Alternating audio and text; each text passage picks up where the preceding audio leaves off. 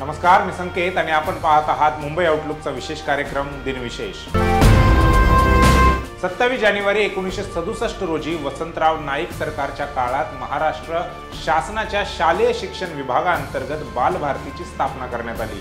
बालभारतीचे मुख्य उद्दिष्ट म्हणजे महाराष्ट्रातील शालेय अभ्यासक्रमावर तयार करणे आणि त्यानुसार गुणवत्तापूर्ण पाठ्यपुस्तके प्रकाशित करणे। याशिवाय शिक्षकांना मार्गदर्शन करण्यासाठी हस्तपुस्तिका आणि विद्यार्थ्यांना स्वयं अध्ययन करण्यासाठी आवश्यक साहित्य तयार करणे हे देखील बालभारतीचे उद्दिष्ट आहे। बालभारतीने महाराष्ट्रातील शालेय शिक्षण प्रणालीमध्ये महत्त्वपूर्ण योगदान दिले आहे। बालभारतीने तयार केलेली पाठ्यपुस्तके राज्यातील लाखो विद्यार्थ्यांना शिक्षण देण्यासाठी मदत करतात।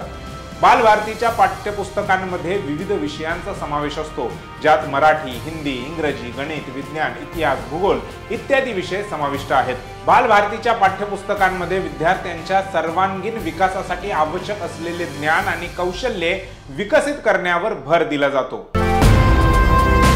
27 जानेवारी 1926 रोजी महाराष्ट्रातील अलिबाग येथे जन्मलेले जनरल अरुण कुमार वैद्य हे भारतीय सेनाचे 13वे प्रमुख होते। त्यांनी आपल्या अतुलनीय नेतृत्व कौशल्याने आणि देशप्रेमाने भारतीय सैन्याला अनेक उंचवट्यावर नेले।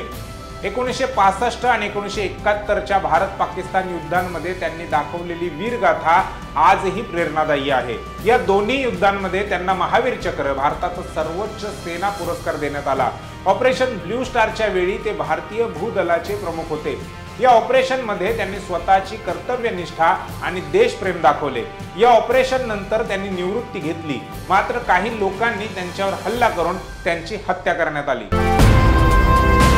हिंदी साहित्याचे एक प्रसिद्ध नाव, पद्मभूषण पुरस्कार विजेते लेखक, पटकथा लेखक आणि दूरदर्शनचे अतिरिक्त संचालक कमलेश्वर यांचे निधन झाले। कमलेश्वर यांनी हिंदी साहित्याला अनेक अविस्मरणीय कादंबऱ्या, कथा आणि पटकथा दिल्या।